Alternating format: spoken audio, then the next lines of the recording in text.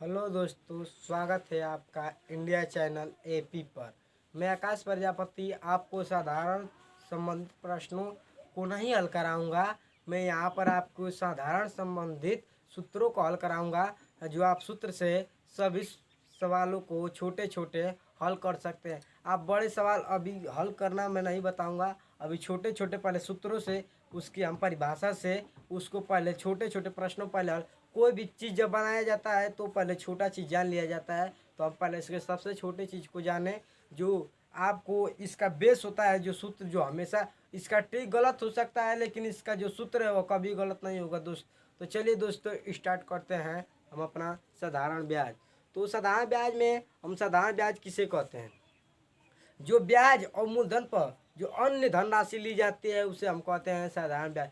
हमने पहले वीडियो में इसको पढ़ा है, इसके सभी मूलधन को, दर को, और उसमें पढ़ा था मूलधन दर साधारण ब्याज किसे कहते हैं। अगर वो नहीं देखे हैं तो उसको देख लीजिए। हम इसमें सबसे पहले सूत्रों को देखेंगे। तो चलिए दोस्तों स्टार्ट करते हैं साधारण ब्याज के सूत्र। तो साधारण ब्याज किसे कहते हैं? वे राशि जो ब्याज और मूलधन पर अतिरिक्त या ब्याज को जोड़कर अन्य धनराशि ली जाती है, ब्याज को जोड़कर अन्य धनराशि ली जाती है, उसे कहते हैं साधारण ब्याज।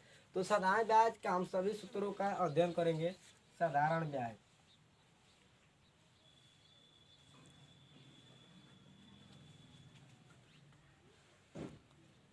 साधारण ब्याज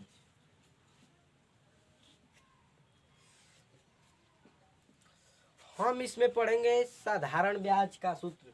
तो साधारण ब्याज में जो आपका साधारण ब्याज किसे कहते हैं? तो जो मूलधन और ब्याज पर जोड़कर जो धनराशि ली जाती है उसे कहते हैं साधारण। तो साधारण ब्याज जो है तो उसमें हमारा मूलधन, मूलधन का मतलब आप कहेंगे मूलधन कैसे हो गया? तो जो धनराशि उधार ली जाती है उसे मूलधन कहते हैं। तो मूलधन और दर, जैसे हमने कहा कि 5 वार्षिक ब्याज, 5 वार्षिक ब्याज का मतलब होता है कि 100 पर 5% वार्षिक ब्याज। मतलब कि एक वर्ष में मैं जितने 100 रुपये है उसका 5 रुपये लूँगा, तो या 100 का 5 भाग लूँगा। तो यही होता है इसमें। तो दर में और समय होता है कि कितने समय के लिए। तो इसमें समय जैसे हमने कहा 5 वर्ष या 6 वर्ष, जैसे बीमा आयोग आता है 10 वर्ष के लिए, वैसे इसमें भी समय होता है। तो इसका सूत्र होता है साधारण ब्याज बराबर मूलधन मूलधन गुणे दर गुणे समय। अब बटा में 100 होता है। 100 क्यों होता है? क्योंकि जो यह दर होता है हमेशा प्रतिशत में देता है, उसी को हटाने के लिए हम बटा में 100 रखते हैं। इसका सूत्र यही, हमेशा जो दर रहता है प्रतिशत में रहता है, इसीलिए हम 100 रखते हैं। और इसको इंग्लिश में हम इसको कैसे कहेंगे? इंग्लिश में हमें मालूम है कि साधारण ब्याज को इंग्लिश में कहते हैं SI, क्योंकि यहाँ पर साधारण ब्याज का अंग्रेजी होता है सिंपल इंटरेस्ट।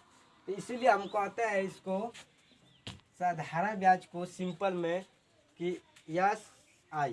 तो इसके बराबर होता है, मूलधन को हमने पढ़ा है कि मूलधन को हम P से प्रदर्शित करते हैं। तो P हो गया इंटू, दर को हमने पढ़ा होगा कि R से प्रदर्शित करते हैं। मूलधन को P से और दर को R से, स्मॉल r और समय को T से। समय को T से या बटा में जो 100 है उसको 100 रख देंगे। और थोड़ा चलते हैं मूलधन। इसी सूत्र से हम सभी सूत्र बना सकते हैं जो साधारण संबंधित दर या समय या मूलधन संबंधित प्रश्नों को इसी सूत्र से हम बनाएंगे। तो चलिए दोस्तों स्टार्ट करते हैं। मूलधन, मूलधन तो मूलधन कैसे? मूलधन को आपको मालूम होगा, मूलधन किसे कहते हैं? जो धनराशि, मान लीजिए आप बैंक से 1000 उधार लिए, तो उसके अनुसार मूलधन, जो मूलधन होगा, उधार ली गई धनराशि को मूलधन कहते हैं। तो मूलधन बराबर होगा, मूलधन कहीं पर छोड़ दीजिए, ये है यहाँ पर हम इसके बटा में 1 मान सकते हैं। तो जो यह है इधर आएगा, इसके बटा में ऐसा पीछा पीछे गुणा करता है, इसका इसमें करेगा, यहाँ पे यही रह जाएगा। तो यह इसके बटा में आ जाएगा, ये 100 है तो इसमें गुणा करेगा। तो साधारण ब्याज को हम लिख सकते हैं ब्याज, या साधारण ब्याज भी लिख सकते हैं, सिंपल में लिख दीजिए ब्याज या SI इंटू जो अब जो यहाँ पर अब 100 है तो ऊपर गुणा करेगा, आप बटा है तो बटा इसको डाल देंगे, और जो इसके आएगा तो भाग ही करेगा ना, इसके अंदर आएगा तो यहाँ पर हम लिख सकते हैं दर इंटू समय। हम इसको इंग्लिश में भी ऐसे लिखेंगे। मूलधन को हमने इसमें देख लिया है कि पी से, तो यहाँ पर पी लिख देंगे, और यहाँ पर ब्याज को इस्तेमाल सॉरी दोस्तों, यहाँ पर साधारण ब्याज है तो यस आई से प्रदर्शित करते हैं तो यस आई लिख लेंगे, इंटू 100 है तो 100 लिख लेंगे। अब बटा में दर है तो दर को हम जानते हैं कि इस्तेमाल है, इंटू समय को किससे प्रदर्शित करते हैं, टी से, तो समय टी लिख लेंगे। तो यहाँ पे हुआ। अब समझते हैं दर कैसे। तो दर यहाँ पर यहीं पर दर को छोड़ दीजिए, और समय को इसको जब इधर आएगा तो इसके गुणा तो करेगा नहीं, कभी आएगा तो इस एक से गुणा करेगा तो इसके बटा में होगा। जब यहाँ पे यह भाग कर रहा है तो यहाँ पर गुणा करेगा ऊपर जाकर।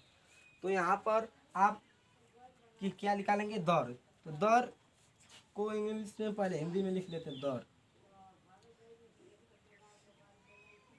दर बराबर होता है साधारण ब्याज, तो हम इसको लिख सकते हैं ब्याज हम साधारण ब्याज को लिख सकते हैं ब्याज, या तो साधारण ब्याज भी लिख सकते हैं। तो हमने छोटे में ही लिखने के लिए इसको लिख दिया ब्याज। तो ब्याज इंटू हमेशा 100 ऊपर, इतना तो आप जान लीजिए कि ब्याज गुणे 100, साधारण ब्याज गुणे 100 हमेशा ऊपर है। क्योंकि यहाँ पर यह इसके बराबर जब हम निकाल रहे हैं तो यह इसके बटा में है, तो इससे गुणा करेगा, या इससे गुणा कर इसके बटा में एक मान लेते हैं। किसी अंक के नीचे हम एक मांग सकते हैं। क्यों?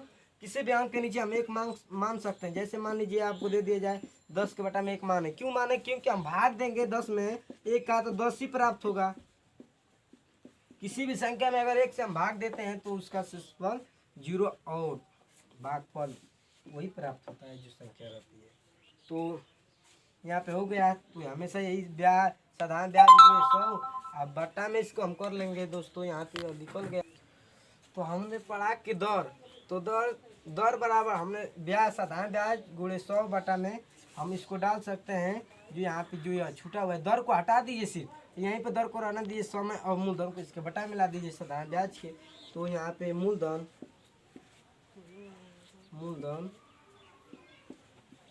इंटू समय।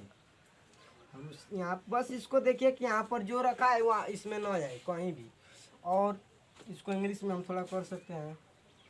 यहाँ पर इस दर को आपको मालूम होगा स्मॉल आर से, और साधारण ब्याज को यस आई से, और इंटू 100 है तो 100, बटा में इसके हम कर सकते हैं। मूलधन को आप जानते हैं पी से, और समय को टी से। यहाँ पे यह समय, अब थोड़ा इसको मिटा कर अगर आप इसका याद करना चाहते हैं तो इसको सिर्फ समझ लीजिए, और उसके बाद ये सिर्फ याद कीजिएगा, अपने आप ही सब याद हो जाएगा। हल कीजिएगा, जब प्रश्न हम हल कराएंगे ना, इसके पार्ट 17-18 तक चलेगा। तो यह अगर इसका नोट लेना चाहते हैं तो इसके साथ मार दीजिएगा।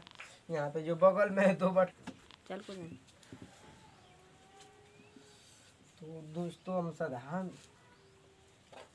हमारा छूटा था समय।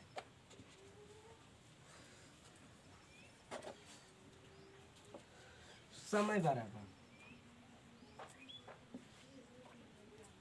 हमने उसमें देखा कि साधारण ब्याज समय हमेशा या साधारण ब्याज ऊपर रहेगा, तो साधारण ब्याज लिख लीजिए ऊपर, और इंटू 100 या गुणे 100 बटा में। अब यहाँ पे छूटा है समय, तो यहाँ पे बचा क्या, मूलधन बचा। तो मूलधन ले सकते हैं, मूलधन इंटू क्या, दर।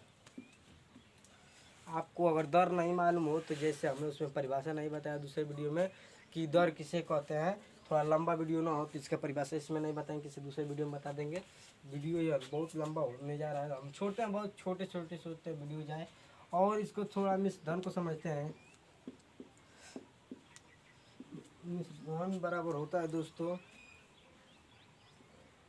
मिस धन बराबर मूलधन में थोड़ा कुछ पड़ गया है छोटा सा। तो मिस धन बराबर होता है दोस्तों मूलधन प्लस ब्याज। तो आपको मालूम होगा मिस धन को हम ऐसे प्रदर्शित करते हैं। इसकी परिभाषा लंबा वीडियो ना, इसलिए हम इसको छोड़ दे रहे हैं। इसकी परिभाषा को अगले वीडियो में पक्का इसका बहुत अच्छे से बनाएंगे दोस्तों।